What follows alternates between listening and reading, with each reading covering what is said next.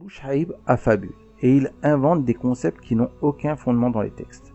C'est comme cette idée farfelue avec les prophètes, c'est des esprits, c'est dans l'invisible, et les messagers, c'est sur terre. C'est du même calibre, du même niveau. Ça n'a aucun fondement sérieux. On a dans la Torah, au chapitre 49 du livre de la Genèse, les bénédictions que Jacob, le patriarche Jacob, va faire à ses fils. Son quatrième fils, Juda, a la bénédiction la plus importante dans le sens où elle conditionne l'histoire des Hébreux. Alors, je ne vais pas lire toute la bénédiction, mais on va uniquement se concentrer sur 2 versets. Le premier verset, c'est celui-ci, et je cite, verset 8, « Juda, toi, tes frères te loueront, ta main est sur la nuque de tes ennemis, et les fils de ton père s'inclineront devant toi. » Fin de citation. Ce verset est très intéressant. Il est très intéressant dans le sens où il nous indique que les frères de Juda s'inclineront devant lui. Déjà, il y a une indication sur un futur postulat dans la descendance de Juda. Voilà. Cette information, elle va être précisée au verset 10. Le verset 10 est tellement important qu'il contient un critère auquel le Messie lui-même doit répondre. C'est une obligation. Toute personne qui se présenterait comme le Messie et ne répondrait pas à ce critère ne pourrait pas être le Messie. Ce n'est pas possible. C'est quoi ce critère? Eh bien, on va le voir tout de suite et je cite le verset 10. Le sceptre ne s'éloignera pas de Juda, ni le bâton de chef d'entre ses pieds, jusqu'à ce que le tribut lui soit apporté et que les peuples lui obéissent. Fin de citation. Ce verset vient préciser la raison pourquoi les frères de Juda s'inclineront devant lui. Le début du verset dit « Le sceptre ne s'éloignera pas de Juda ». Le sceptre renvoie à la royauté. Le sceptre de la royauté ne s'éloignera pas de Juda. Et le verset poursuit en disant « Ni le bâton de chef d'entre ses pieds ». Alors, la suite du verset possède une autre traduction, enfin dans le milieu juif, et eux ils ne le traduisent pas ainsi. Mais bon. Alors maintenant, quelle est la signification de cette bénédiction? Une bénédiction qui a la valeur de prophétie.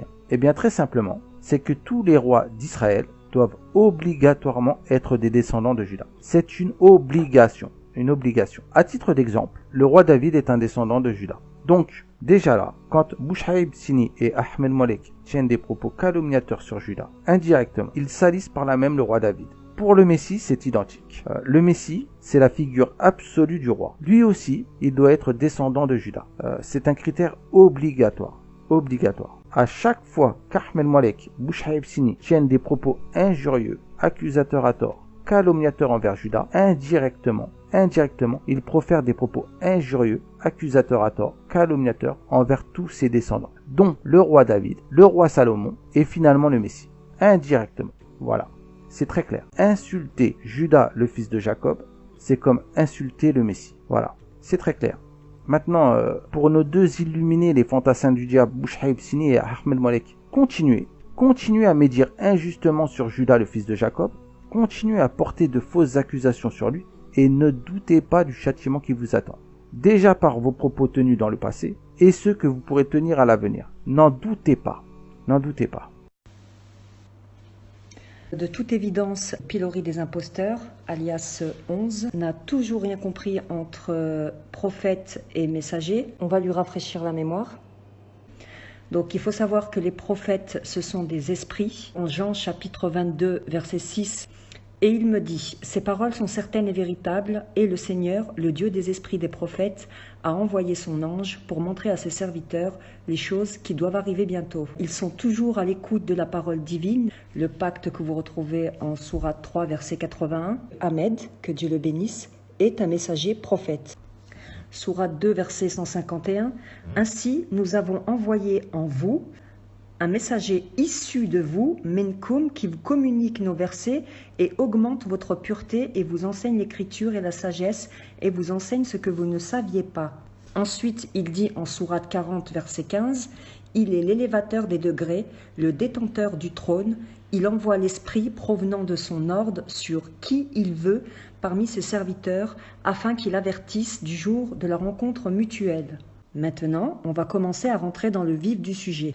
Dans le Deutéronome 4, Allah dit « Vous n'ajouterez rien à ce que je vous ordonne et vous n'y enlèverez rien, mais vous garderez les commandements du Seigneur, votre Dieu, tels que je vous les prescris. Vous les garderez, vous les mettrez en pratique, ils seront votre sagesse et votre intelligence aux yeux de tous les peuples. Quand ceux-ci entendront parler de tous ces décrets, ils s'écrieront « Il n'y a pas un peuple sage et intelligent comme cette grande nation ». Quand on parle de cette grande nation, entendez bien que Dieu y parle de celle d'Abraham, qui n'était ni juif ni chrétien, et il n'associe rien à son Seigneur dans ses commandements. Sourate 5, verset 44. Nous avons descendu la Torah contenant une bonne direction et une lumière. C'est sur sa base que rendent la justice à ceux qui ont suivi Moïse, les prophètes qui se sont soumis à Dieu, ainsi que les gens au comportement divin et les docteurs, vu la sauvegarde du livre de Dieu qu'on leur a confié et vu la surveillance qu'ils exerçaient sur son application. Ne craignez pas les gens et craignez-moi et ne tronquez point mes versets contre un prix dérisoire. Celui qui ne juge pas d'après ce que Dieu a fait descendre, ceux-là sont les mécréants. Nous avons enchaîné sur leurs traces par l'envoi de Jésus, fils de Marie, confirmant la Torah venant avant lui.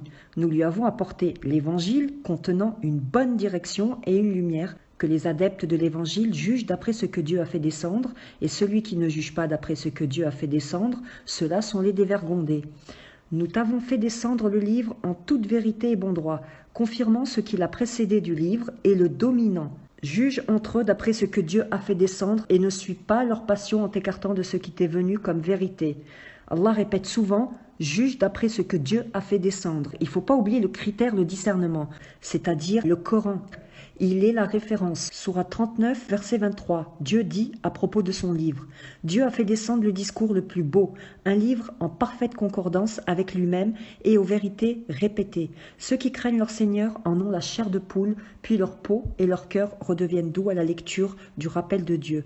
Telle est la bonne direction de Dieu avec laquelle il guide qui il veut. Celui que Dieu égare, nul ne peut le guider. » La seule et véritable religion à suivre, c'est la religion d'Abraham.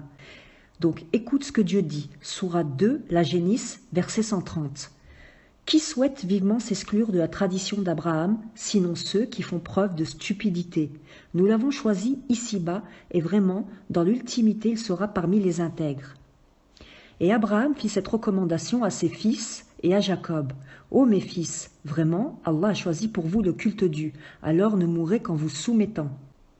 Étiez-vous témoin quand la mort se présenta à Jacob, quand il dit à ses fils « Qu'allez-vous adorer après moi ?» Ils dirent « Nous adorons le Dieu que tu adores, et le Dieu de tes pères Abraham, Ismaël et Isaac ont adoré, Dieu unique auquel nous nous soumettons. » Allez-vous controverser avec nous au sujet d'Allah alors que lui est notre enseigneur et votre enseigneur? Et à nous nos œuvres et à vous vos œuvres. Et nous, pour lui, nous nous dévouons sincèrement. Ou direz-vous vraiment qu'Abraham et Ismaël et Isaac et Jacob et les lignées étaient juifs ou chrétiens? Dit, est-ce vous qui êtes très savants ou bien Allah? Verset 67, Abraham n'était ni juif ni chrétien et cependant, il était monothéiste pur se soumettant et il n'était pas parmi les codificateurs. Je conclus, Sourate 22, verset 74, ils n'ont pas estimé Dieu à sa juste valeur. Dieu est bien fort et bien digne de considération.